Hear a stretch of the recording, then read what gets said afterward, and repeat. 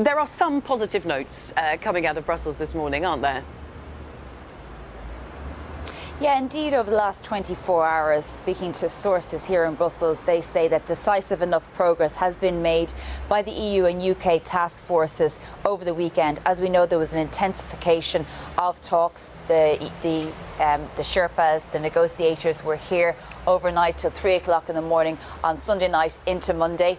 And so what we've heard is that there is some positive notes. Specifically, some of the outstanding issues remain. But what I've heard is they are doable, that they could be a deal in time to be presented to Westminster by tomorrow. As we know, Donald Tusk, the President of the European Council, has said Wednesday night really is the deadline for there to be a council meeting in November, which means that the withdrawal agreement could be signed off in time for the UK to leave the EU in an orderly way by March of next year. So there is some hope. However, there is quite a bit of pessimism here that whether or not that could get passed in Westminster, whether or not the UK Cabinet could pass it, or the arithmetic is there for Theresa May to get it over the line. Well, Shona, tell us a little bit more about those sticking points that are stopping the progress being extremely easy at this stage.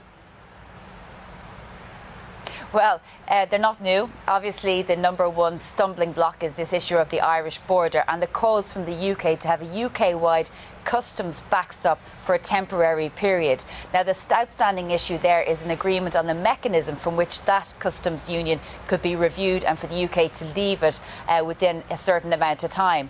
But that seems to be overcome. There seems to be a willingness on both sides to agree a mechanism with regard to that. Also calls from the EU 27 member states to be allowed access to UK fishing waters. That's something that goes against the very fundamentals of Brexit.